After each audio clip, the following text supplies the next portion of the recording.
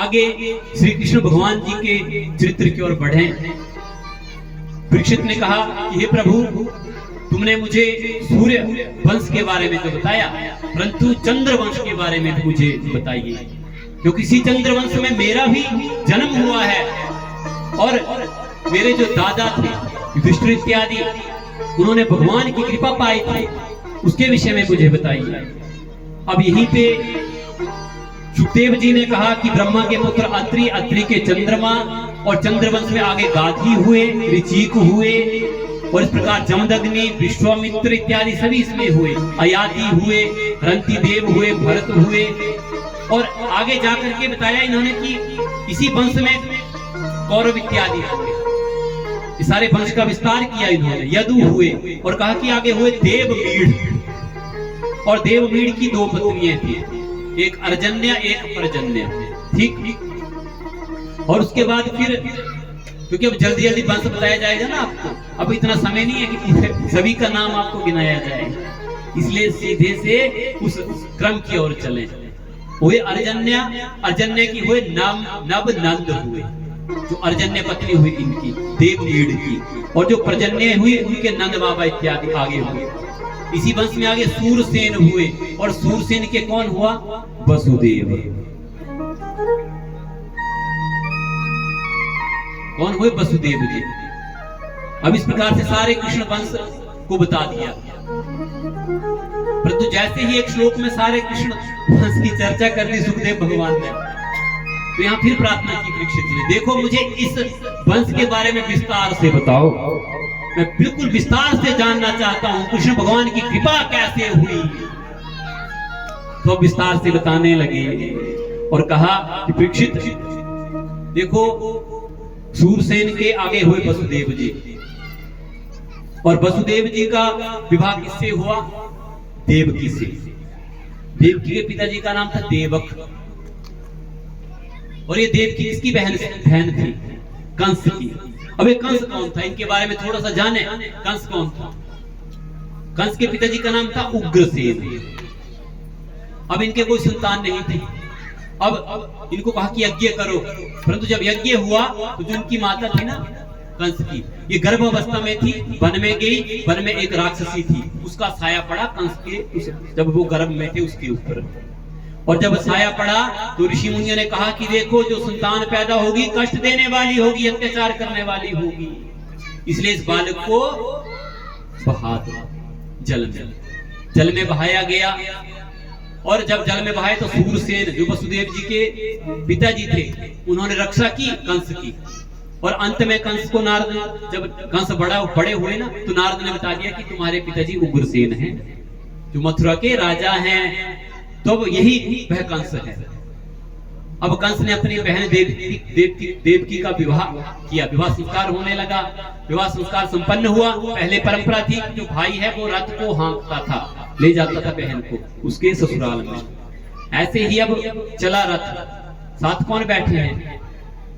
वसुदेव बैठे हैं वहां पे, और साथ में देवकी। कंस रथ चला रहा है, क्योंकि कंस अत्याचारी था, अत्याचार करता था ब्राह्मणों के ऊपर, साधुओं के ऊपर, संतों के ऊपर। अब ऊपर से आकाशवाणी हुई, अरे कंस, जिस बहन को तू बड़े चाव से, बड़े अच्छे ढंग से, और इतना तूने उपहार दिए इसको, इसका विवाह कर रहा है इतनी अच्छी विधि के द्वारा, इसी के 8वें गर्भ से तेरी मृत्यु होगी। अब जैसे ही कंस ने ये सुना, कंस ने तुरंत अपनी तलवार निकाली और देवकी को केशों से पकड़ लिया। वसुदेव उपस्थित हुए कि मैं इसका पति हूं, मेरे रहते तुम इसे नहीं मार सकते। परंतु वसुदेव ने सोचा कि इस समय ये क्रोध में है, मुझे दिमाग से काम लेना चाहिए। वसुदेव ने कहा कि तुम्हें हमसे कोई खतरा नहीं, हमारी संतानों से खतरा है, इसलिए तुम हमें क्या करो, बंदी बना लो चाहे, और कारागार में डाल दो, जो भी संतान होगी तुम्हें दे दिया करेंगे। अब कारागृह में बंदी बना लिया।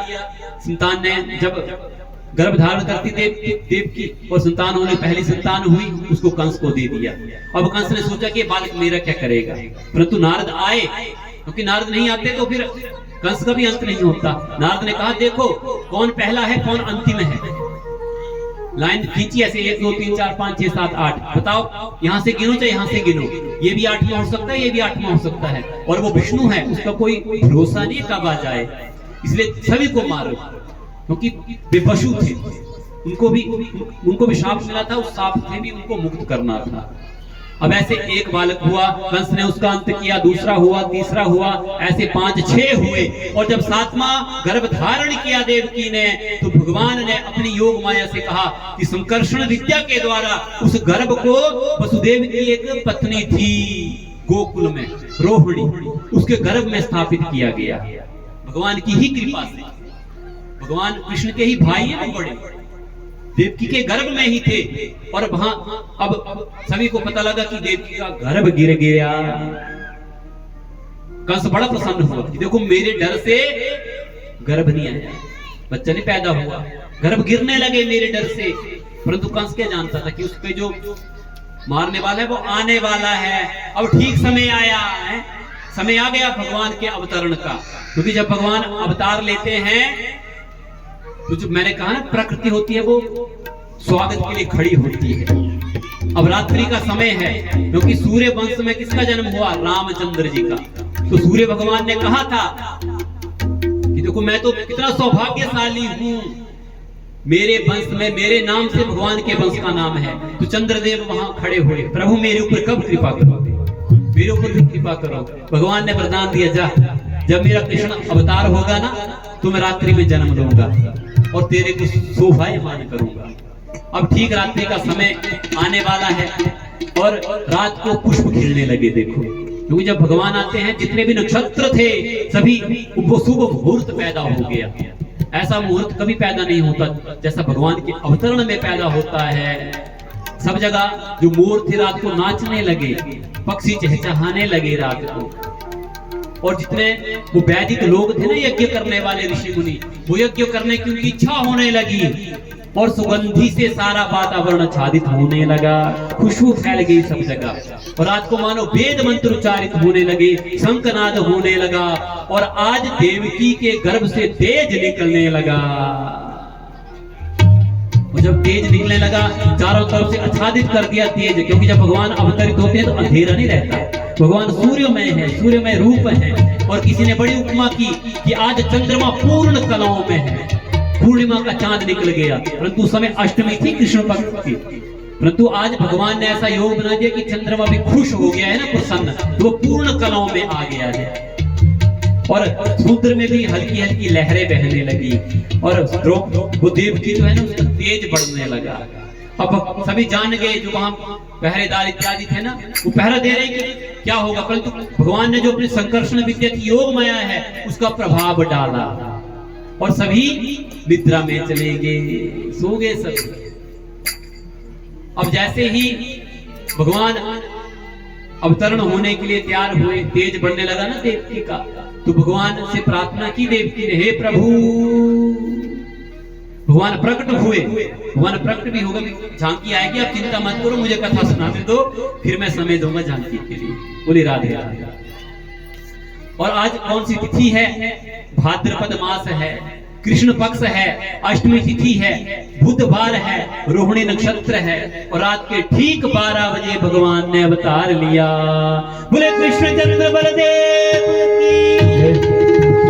भगवान चतुर्भुज रूप में आए, इस रूप में चतुर्भुज रूप में आए हैं। और देवकी ने प्रार्थना फिर की, वसुदेव ने प्रार्थना की, प्रभु कि इस रूप में तो हमने आपको नहीं मांगा था, जैसे शिशु का रूप होता है वैसे अपना रूप बनाओ और हमें हमारे सौभाग्य को बढ़ाओ आप।